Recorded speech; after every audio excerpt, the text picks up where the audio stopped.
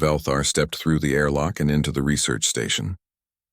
His four legs clicked softly against the metal floor. The air tasted different here. It was thinner than what his people breathed on their homeworld. His antennae twitched as they picked up the various scents of different species living together in this small place among the stars. He was nervous. This was his first assignment as a diplomatic attaché for the Quilarian Coalition. His people were known across the galaxy for their peaceful nature and their ability to sense emotions. They were teachers, philosophers, and mediators. They did not fight wars. They talked through problems. That was the civilized way. The station orbited a beautiful nebula. Through the large windows, Velthar could see clouds of purple and blue gas swirling in the darkness of space. Scientists from many different species came here to study the strange phenomena inside the nebula. It was supposed to be a place of learning and cooperation. But Velthar was here for a different reason. His superiors wanted him to observe the humans. Humans were new to the galactic community. They had only made first contact with other species 80 years ago. That was nothing compared to the thousands of years most species had been traveling the stars. Yet in those 80 short years, humans had spread across dozens of worlds. They built colonies faster than anyone expected. They traded aggressively. They asked too many questions. They made other species uncomfortable. The Quilarian Coalition wanted to know if humans were a threat.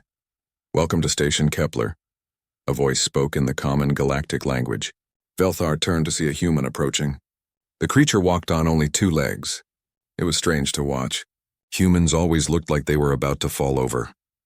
"I am Commander Hyun," the human said. He extended one of his hands. Velthar knew this was a human greeting. He reached out one of his own limbs and touched the human's palm briefly. The human's skin was warm, warmer than Velthar expected. "I am Velthar of Quilar Prime," he responded. "Thank you for allowing me to stay on your station." "Our station," Hyun corrected gently. "This is a joint facility. Humans, Quilarians, Vexians, Tellurians, and a few others all work here together. You are as welcome here as anyone else." Velthar noticed something then. When he focused his empathic senses on the human, he felt a strange calmness. Most species radiated their emotions clearly: fear, joy, anger, curiosity. But this human felt like still water. There were emotions there, but they ran deep below the surface. Hyun led Velthar through the station. They passed through corridors filled with equipment and monitoring stations. Other humans worked at various posts. They all nodded or waved as their commander passed. They seemed relaxed and friendly. "This is Mina, our chief science officer," Hyun said, stopping at a large laboratory. A human female looked up from a microscope. Her face split into a wide smile.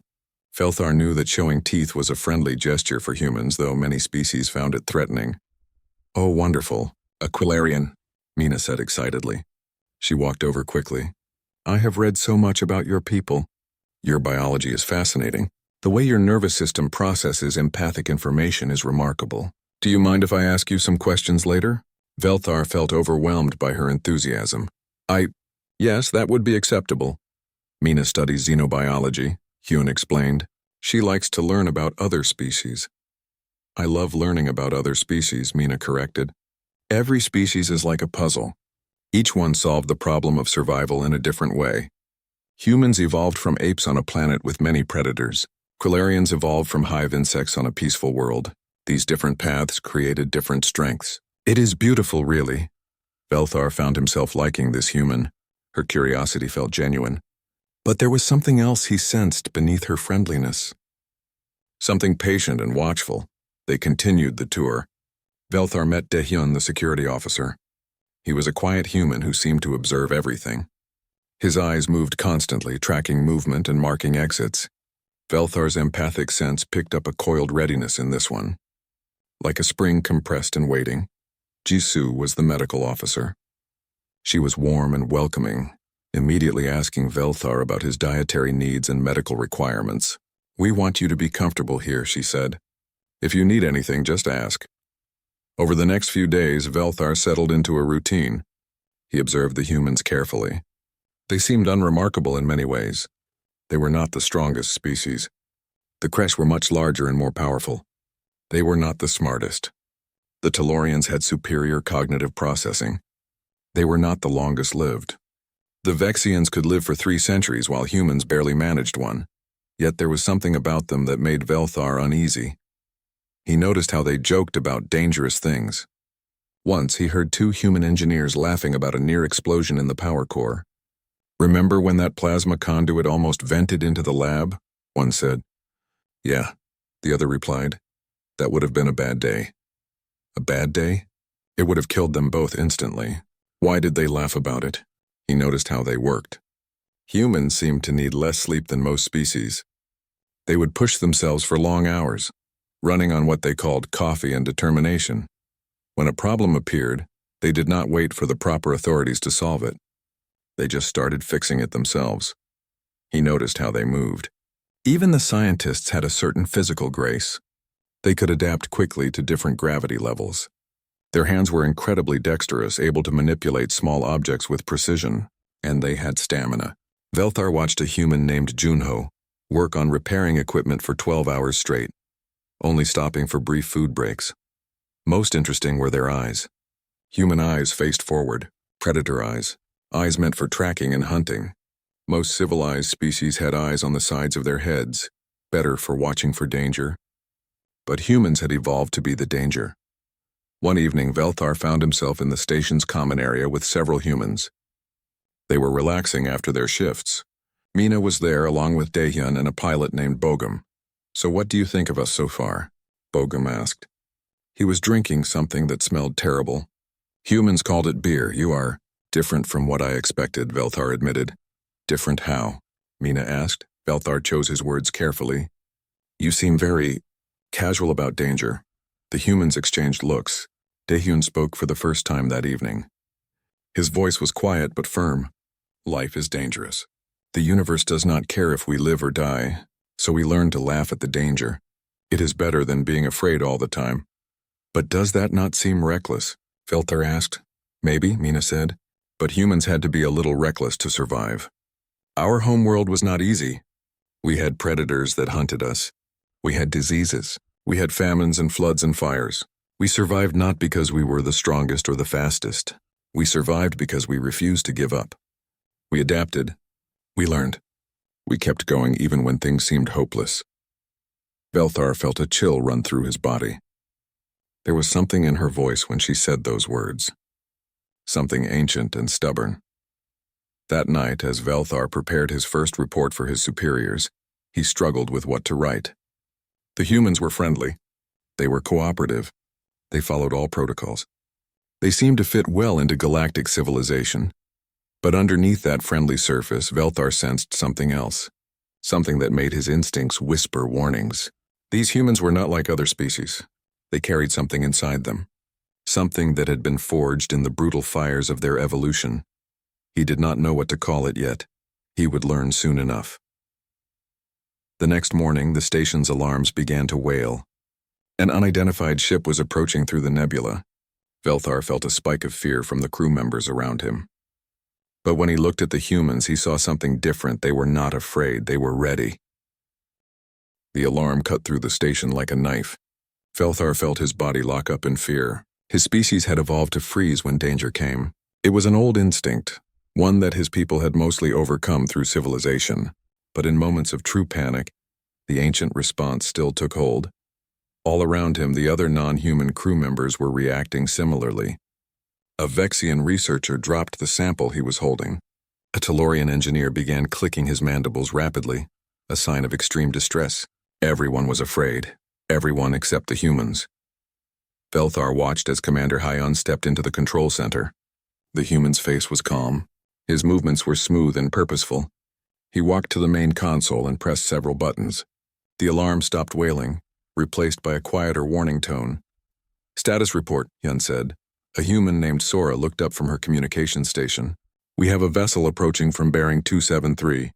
Configuration matches Kresh Dominion Raider class. They are not responding to our hails."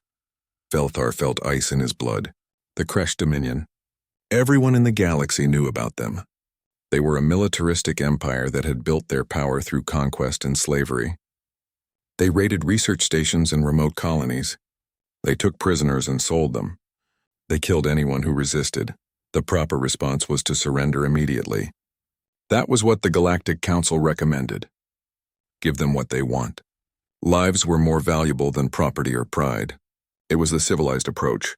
How long until they reach us? Hyun asked. 20 minutes at current speed, Sora replied.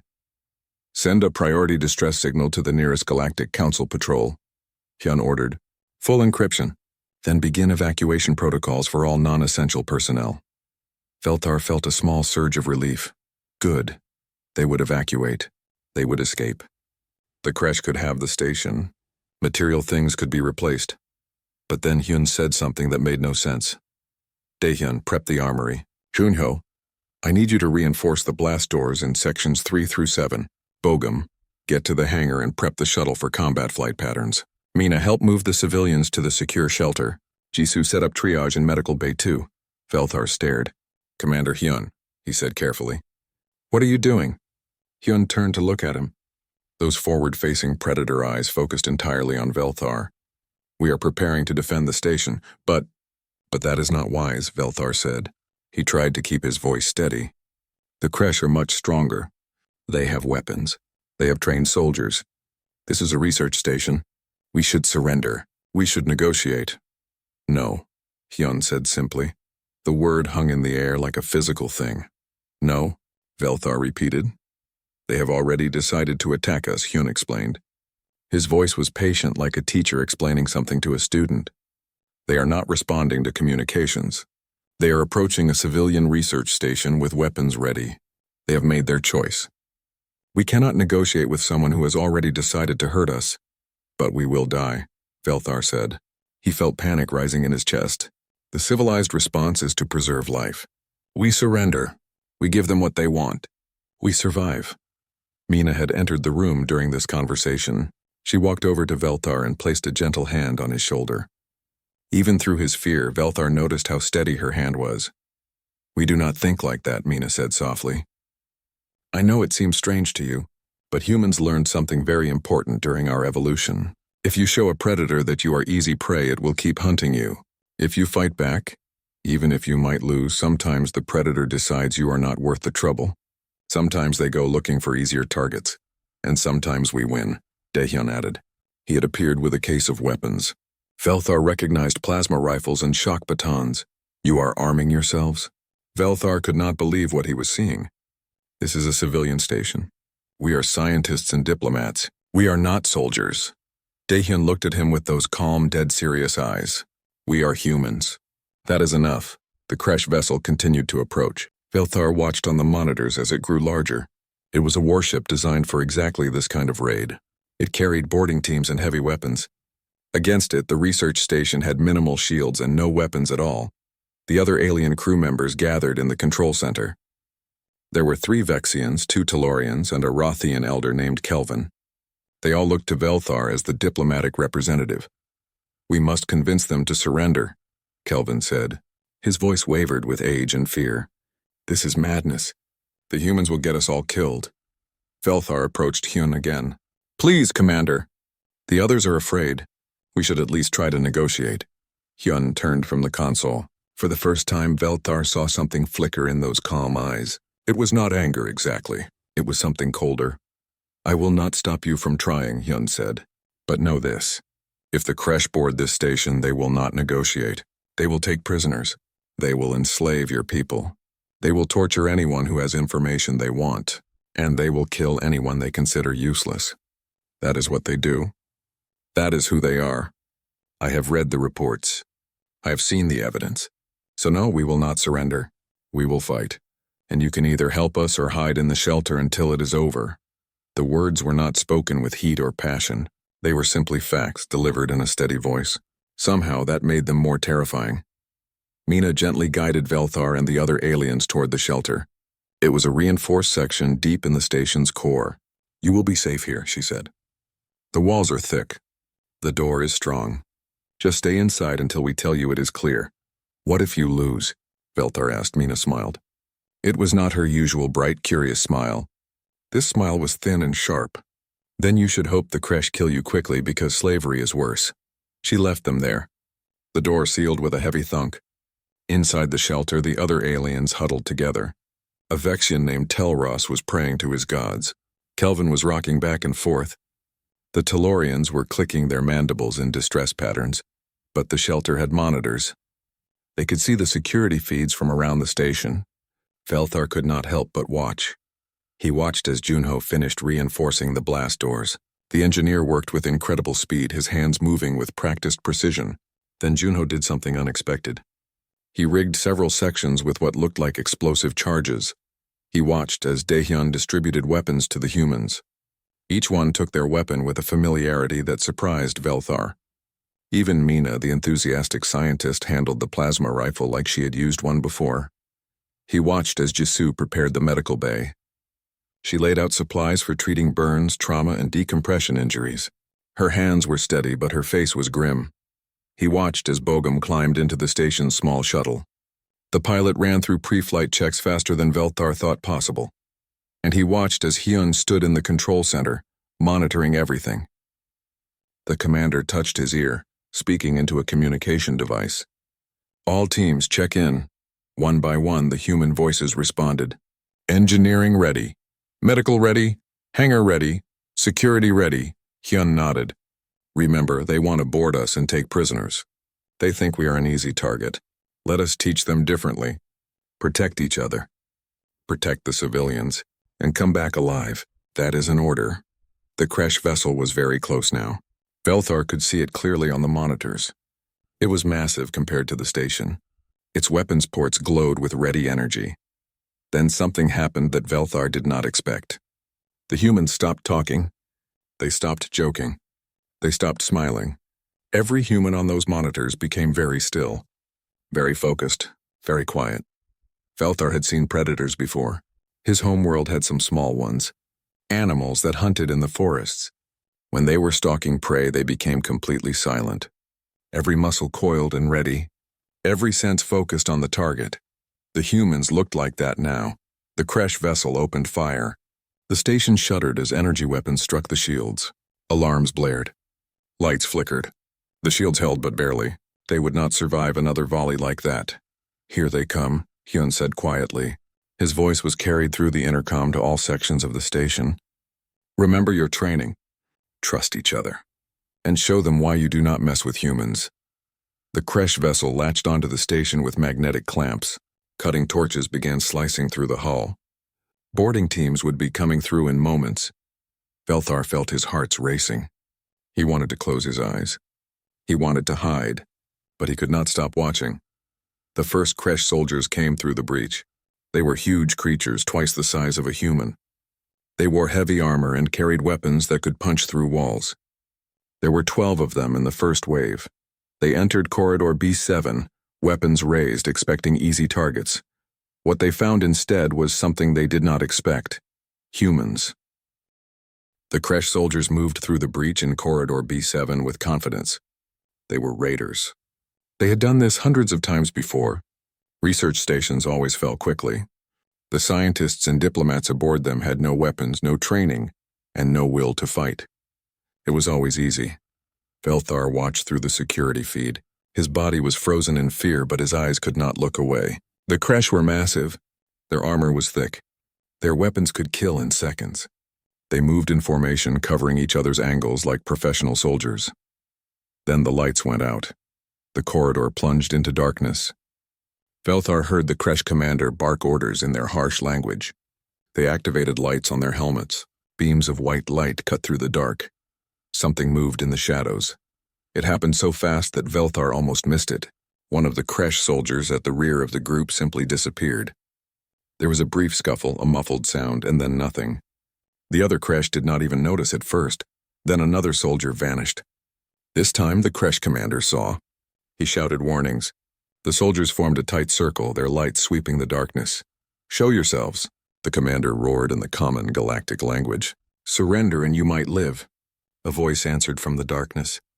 It was Daehyun. His voice was calm and cold. "No, you surrender and we might let you leave." The Kresh commander laughed. "Foolish humans. You cannot win. We are the Kresh Dominion. We have conquered 100 worlds. You are just prey." "Everyone is prey to someone," Daehyun replied. "The question is who is hunting who." The lights went out again. This time all of them, even the crash helmet lights, died. Junio had cut the power and used an electromagnetic pulse to disable their equipment. Belthar could barely see anything on the monitor now. The feed switched to thermal imaging. He could see the heat signatures of the Kresh soldiers huddled together in the dark, and he could see other shapes moving around them.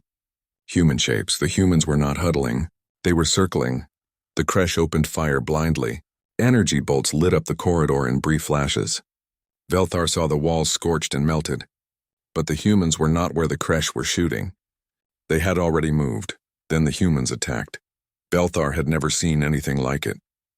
The humans did not fight like civilized soldiers. They did not stand and shoot. They moved like the predators they had evolved from.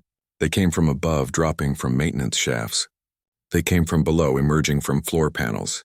They struck fast and then disappeared back into the darkness. The Kresh were strong and armored, but they were fighting an enemy they could not see. Every time they turned to face one threat, another attacked from a different direction. The humans used the station itself as a weapon. They knew every corridor, every vent, every hiding spot. Daehyun moved through the chaos like a ghost. Belthar watched his heat signature on the monitor. The human security officer was impossibly fast. He would appear, strike with brutal efficiency, and vanish before the Kresh could react. He did not waste movements. Every action had a purpose. Within 5 minutes, half the Kresh boarding team was down. The survivors were panicking. They were shouting at each other, firing at shadows. They had gone from confident raiders to frightened prey. The Kresh commander tried to retreat. He ordered his remaining soldiers back to the breach. But when they reached it, they found that Junho had sealed it with a welded blast door. They were trapped. "Let us out," the commander shouted into the darkness. "Let us return to our ship." Hyun's voice came over the speakers. It was still calm, still measured. "You came here to hurt people, to take prisoners, to steal our research. Did you think there would be no consequences? We will destroy this station," the commander threatened. "Our ship has weapons that can tear this place apart." "Then do it," Hyun replied. "But your soldiers are still inside. If you fire on us, you kill them too. Are you willing to do that?" There was a long silence. While this was happening, a second Kresh team had breached another section of the station. They were in the engineering level. Belthar switched the monitor to watch that feed. This team was larger. 20 soldiers. They had learned from the first team's mistake. They kept their lights on. They stayed together. They advanced slowly and carefully, but humans adapted quickly. If the Kresh wanted light, the humans would give them light. Too much light. Junho had rigged the engineering section with plasma conduits. When the Kresh team reached the center of the room, he overloaded them all at once. Brilliant blue-white light flooded the space. The Kresh were blinded. Their helmet visors automatically darkened to protect their eyes, but that meant they could not see. And while they were blind, the humans attacked. Mina was there. The friendly scientist who loved learning about other species. Belthar watched as she moved with trained precision. She did not hesitate. She did not show mercy. She fired her weapon with calm accuracy, targeting weak points in the Kresh armor. Beside her was a human named Yunji. She was a xenobiologist. She studied alien life forms, and that knowledge made her dangerous. She knew exactly where to aim. She knew which species had vulnerable joints, which ones had sensitive sensory organs. She used her scientific knowledge like a weapon. The Kresh tried to fight back, but they were disorganized. The light had blinded them. The sudden attack had scattered them, and the humans were relentless. Belthar realized something terrible as he watched. These humans were not soldiers. They were scientists, engineers, medical officers. This was not their primary job. Fighting was something they did when they had to. And yet they were winning. What would actual human soldiers be like? A third breach opened near the hangar. The Kresh were trying a different approach. They sent a small team to capture the station's shuttle. If they could take it, they could use it to evacuate or to attack from inside the station. But Bogum was waiting in the hangar. The pilot had not been idle. He had positioned the shuttle for a clear shot at the breach point. When the Kresh came through, he opened fire with the shuttle's weapons at point-blank range. The hangar became a storm of fire and metal. Kresh soldiers scattered, trying to find cover, but there was no cover. Bogum knew every centimeter of that hangar. He knew the angles. He knew where they would run, And he was merciless. The shuttle's weapons were meant for space combat, not for use inside a station. They were too powerful. Each shot that missed the crash tore into walls and equipment. But Bogum did not care about the damage. He cared about stopping the enemy. Velthar felt sick. He felt terrified. But most of all, he felt confused. These humans had been so friendly, so welcoming. They had joked and laughed and shared meals with him. How could they transform into these efficient killers? Then he remembered what Mina had said. If you show a predator you are easy prey, it will keep hunting you. Humans had learned to fight back. On the monitor, Velthar saw the first Kresh team finally surrender. They threw down their weapons.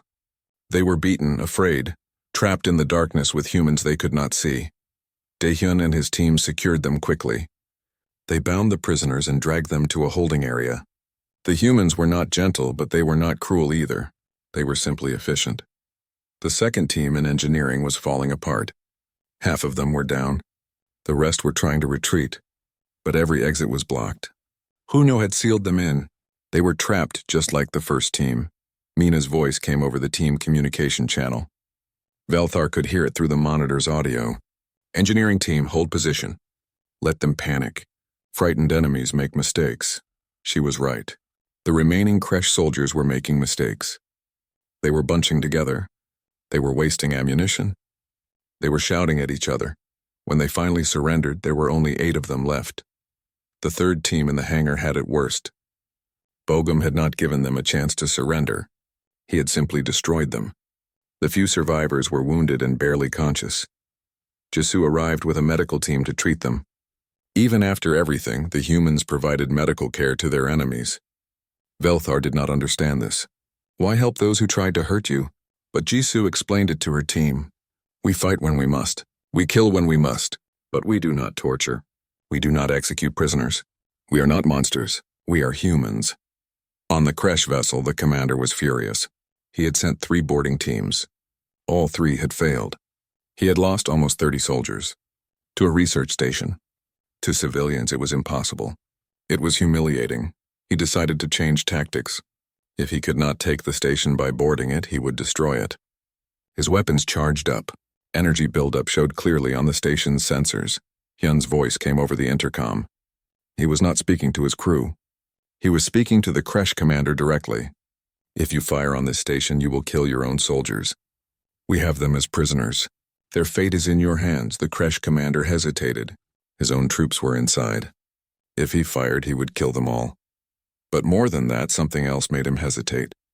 Something in the human's voice. Not fear, not desperation, just a calm certainty. These humans had defeated 3 boarding teams. What else were they capable of? And in that moment of hesitation, Bogum launched the shuttle. The small craft shot out of the hangar at full speed. It was not fleeing. It was attacking. The shuttle was tiny compared to the Kresh warship. The shelter door opened with a hiss. Velthar stepped out on shaking legs. The other aliens followed him slowly, carefully, like prey animals checking if a predator had truly left. The station corridor looked like a battlefield. Scorch marks covered the walls. Several panels hung loose, sparking occasionally. The smell of burned metal and ozone filled the air. But the fighting was over. The Kresh were gone. Velthar walked through the corridors in a daze.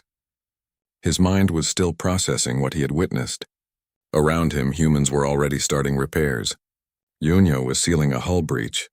Another engineer was rerouting power. They worked with the same calm efficiency they had shown during the battle. It was like nothing had happened.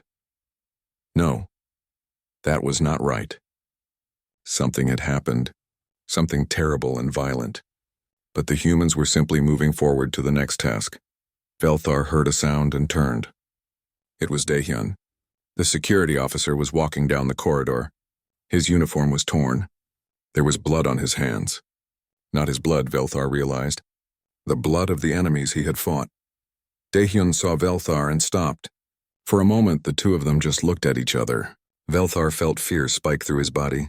This human had moved through darkness like death itself. He had taken down trained soldiers without hesitation. But then something changed in Daehyun's face. The hard, focused look faded. His shoulders relaxed slightly. His eyes softened. "It is over," Daehyun said quietly. "You are safe. He walked past Velthar, heading toward the security office. His movements were no longer those of a predator. He moved like a tired worker at the end of a long shift. Velthar felt confused. How could Daehyun switch so quickly? From killer to guardian? How could humans contain both things inside them? The medical bay was chaos. Jisoo and her team were working frantically. Most of their patients were the captured Kresh soldiers. The humans were treating their enemies' wounds with the same care they would give their own people. But in one corner, separated by a privacy screen, Velthar saw something that made his heart ache. 3 humans lay on tables. They were completely still. White sheets covered their bodies. Dead. 3 humans had died defending the station. Jisoo was standing beside one of the covered bodies. Her hands were covered in blood. Her face was streaked with tears. She was not moving. She was just standing there, staring at the sheet. A male nurse named Taemin approached her carefully. "Dr. Jisoo," he said gently, "we need you. There are still injured who need treatment." "I could not save them," Jisoo whispered. Her voice was broken. I tried so hard, but I could not save them." "I know," Taemin said, "but you saved 11 others. They are alive because of you, and there are still patients who need you now." Jisoo nodded slowly. She wiped her face. She took a deep breath. Then she turned and went back to work. Her hands were steady again, but Velthar could see the pain in her eyes. He realized something then. The humans felt everything. They felt fear. They felt pain. They felt grief. But they did not let those feelings stop them. They pushed through. They kept working. They kept fighting. They kept living. How did they bear it? Velthar found Mina in the science lab. She was carefully storing samples that had been knocked over during the battle. Her movements were precise and practiced.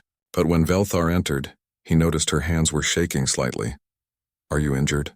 Velthar asked. Mina shook her head. "No, just the adrenaline wearing off. It happens after combat.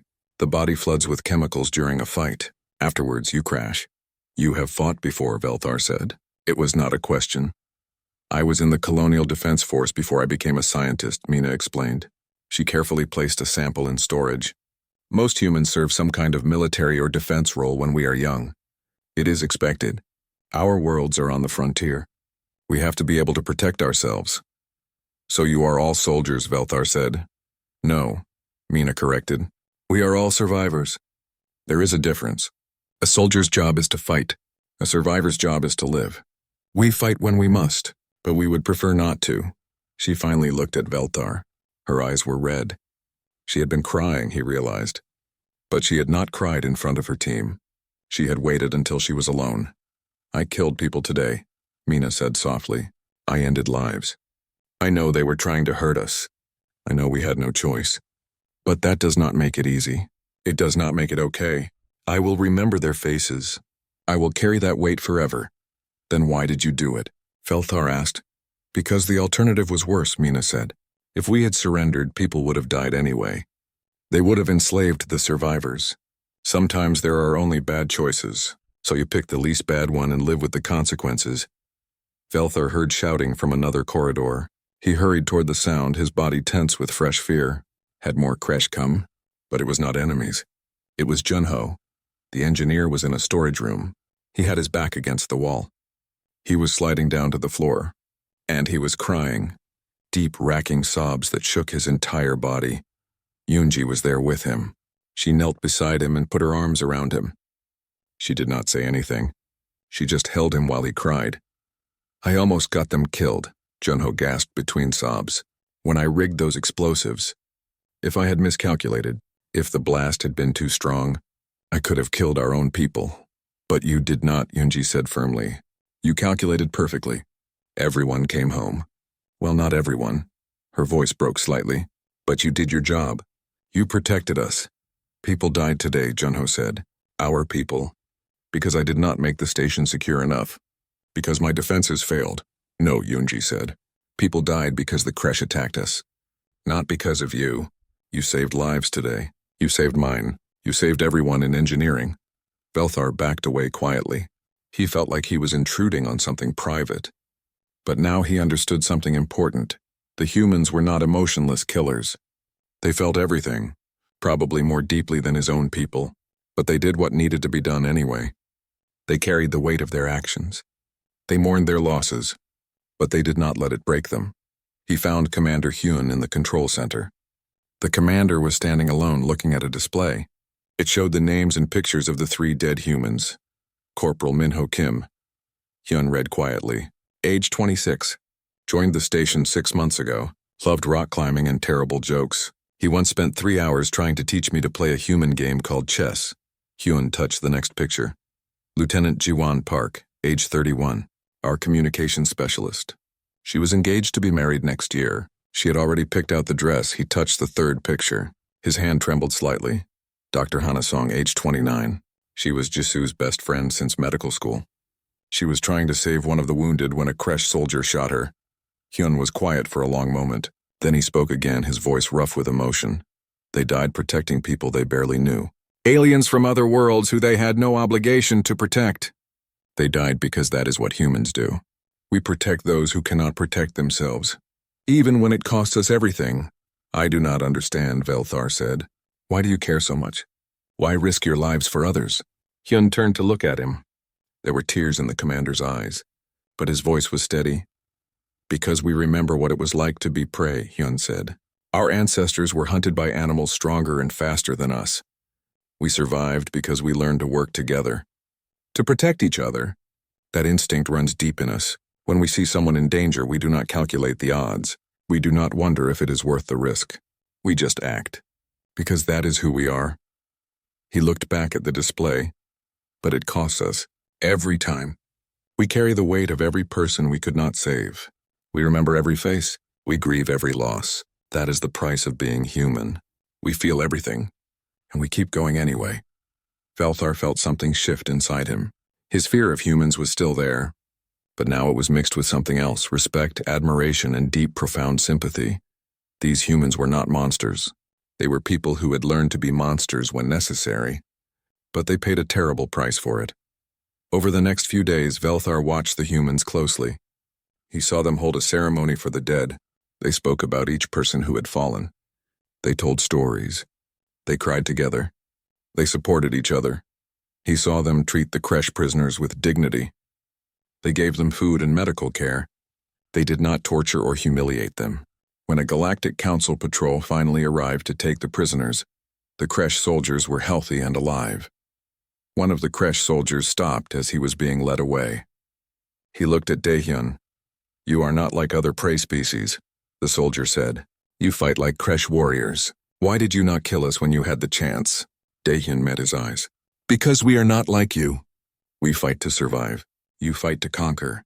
There is a difference. The Kresh soldier nodded slowly. There was something in his expression that might have been respect. Or perhaps fear. Velthar finally understood what he had been sensing from the humans all along. That thing beneath their friendly surface. That ancient, patient, waiting thing. It was not evil. It was not cruelty. It was the spirit of survivors who had clawed their way up from the bottom of the food chain. It was the determination of a species that refused to be prey ever again. 2 weeks after the attack, Velthar stood in a transport ship heading toward the Galactic Council headquarters. He had been called to testify about what happened at the research station. His report had caused quite a stir among the council members. The humans had won against a Kresh raiding party. That should have been impossible. Velthar looked at the data pad in his hands. He had written his report carefully, trying to be objective. But how could he be objective about what he had witnessed? How could he put into words the terror and awe he had felt? The transport arrived at the headquarters, a massive station that orbited a neutral world. Representatives from dozens of species worked here. It was the center of galactic civilization, the place where species came together to talk instead of fight, or at least that was the idea. Velthar was escorted to a large chamber. The Galactic Council sat in a semicircle above him.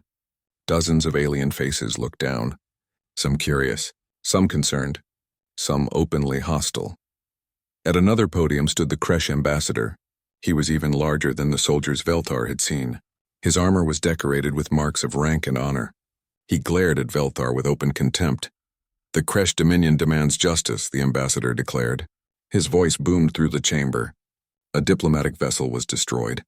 Soldiers were killed. Others were captured and tortured. These humans committed acts of barbarism and war crimes. A council member from the Tellurian Confederacy spoke up. Ambassador, the records show your vessel attacked a civilian research station without provocation. We had intelligence that the station was conducting illegal weapons research, the Kresh ambassador countered. We were within our rights to investigate. By firing on the station? Another council member asked. This one was from the Vexian Unity. By sending boarding teams with lethal weapons? Standard procedure, the Kresh ambassador said dismissively. If the station had nothing to hide, they should have cooperated. Velthar felt anger rising in him. He had seen what happened. The Kresh had not come to investigate. They had come to raid and conquer. But he kept quiet. He was only a junior attaché. His turn to speak would come. The council called Commander Hyun to testify next. The human entered the chamber calmly. He wore a clean uniform. His face showed no emotion. He stood at the podium and waited. Commander Hyun, the council chairperson said. She was an elderly Quillarian, one of Velthar's own species.